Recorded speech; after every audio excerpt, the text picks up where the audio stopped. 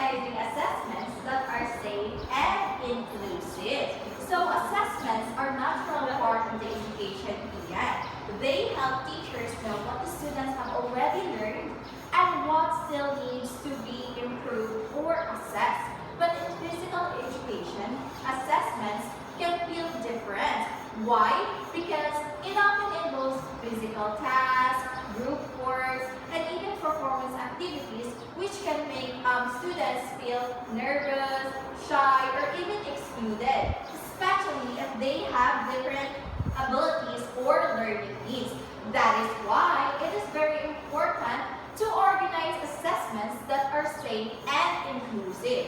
This means that creating an environment where every student, regardless of their background, physical ability, language, or learning style, feels respected, supported, and even given a fair chance to succeed.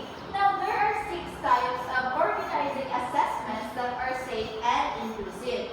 But first, please read here. Physical and emotional safety. So we have physical and emotional safety. Means creating a calm, supportive environment where students feel comfortable and confident during assessment. So in physical and emotional safety, safety in PE doesn't only mean avoiding injuries. It also means helping students feel emotionally secure. For example, a student who feels embarrassed about their body, their coordination, or even their fitness level might be afraid to participate in front of others. To prevent this, a teacher must what, Ian? A teacher must encourage a positive and non-judgmental classroom culture. Very good. We have to encourage a positive, non-judgmental classroom culture. Aside from that, we can also avoid comparisons between students and give clear, supportive feedback instead of criticism. So when students feel calm, accepted, and free from judgment, they are more likely to try to participate and perform well. So the second type of organizing assessments that are safe and inclusive is, please read here. Differentiation and flexibility. Very good. It is differentiation and flexibility. It involves allowing students to demonstrate their learning in different ways that suit their individual strengths and learning styles. So in this part here, every student learns and expresses themselves differently. Some students may be visual learners, while others understand better through movements or words. So in PE assessment should reflect that diversity. So can you give me an example here in PE assessment that reflects diversity? So instead of one strict way to complete a task, you can offer choices. Then one student might demonstrate a skill through a game, while another explains it verbally or in writing. Very good. So using different tools like videos, diagrams, or role play to match the students' preferences. So when teachers are flexible, students feel empowered and more students are able to succeed. So let us now move on to the third assessments that are safe and inclusive. Please read, Katrina. Accommodations and notifications refer to the adjustments made for students with special needs such as extra time, simplified tasks, or the use of assistive tools. Alright, so in this part, we know that some students may have special needs, learning disabilities, or physical challenges. But that doesn't mean that they won't excel or succeed in PE. It just means that they may need more support. Now, accommodations are changes that helps them access the task without lowering the standards. Now, this includes giving the students extra time to complete the activities, using simplified instructions, and allowing assistive devices like ramps or audio guides.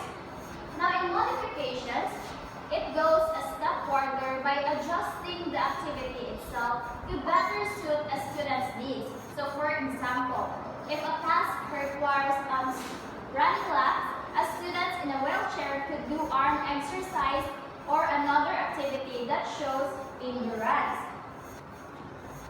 Do you understand, Katrina? Yes, Mom. So let's now move on to the Universal Design for Learning or UDL. Please read, Katrina. Universal Design for Learning ensures that assessments are accessible to all by offering multiple ways of presenting information, engaging students, and allowing them to respond. Alright, so UDL is a way of planning assessments so that they are accessible to everyone from the start, not just for those who need help. So it's like building a school with ramps and elevators and not just stairs. Now, UDL means presenting instructions in many ways. It could be spoken, visuals, or hands-on. It is also giving students the different options to respond, either physically demonstrate, explain, or reflect. So creating activities that are engaging and meaningful to a wide range of learning. So when we follow the UDL, we aren't just waiting for students to struggle before we help, but we're designing assessments that to work for everyone's right away. Do you understand, Katrina? Yes, Mom. Alright, so let us now move on to the fifth assessments that are safe and inclusive. Please read, Katrina. Cultural and linguistic sensitivity means using assessment materials that are free from bias and offering support for students who speak different languages or come from diverse backgrounds. Alright, so do you have any understanding or insights about the cultural and linguistic sensitivity? Not Mom. Alright, now cultural and linguistic sensitivity. This means that that students come from many cultures and speak many or different languages, right? Yes. So the BEED assessment should reflect this diversity in a respectful way. So that means you must avoid words or examples that only relates to one culture, not using idioms or slang that English language learners might not understand, and using translation or offering translation or support when needed. So when assessments are culturally and linguistically sensitive, no one feels left out or confused just because of where they came from or what language they speak. So let us move on to the last assessments that are safe and inclusive, which is the confidentiality and respect. So it involves keeping the students' results private and honoring the unique needs and abilities of each learner. So it is important to remember that assessments are personal. So students might struggle with anxiety, health issues, or disabilities that aren't visible. But so, in order for that, the teacher should keep the students' performance and feedback private. Never embarrass or single out your students, Katrina. And always treat students with dignity and understanding. So a respectful environment builds trust, and students are more likely to try their best when they feel their privacy and individuality are honored. So do you understand the six assessments that are safe and inclusive, Katrina? Yes, Mom. Alright, very good.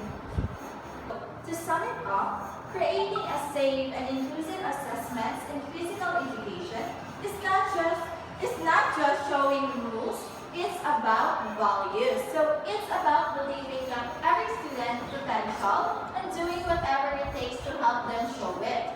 So when we teachers commit to safety, fairness, flexibility, and respect, students feel empowered. So they participate more, learn better, and develop a love for movement and health that can last a lifetime. So do you now understand the organizing assessments that are safe and inclusive, Ian?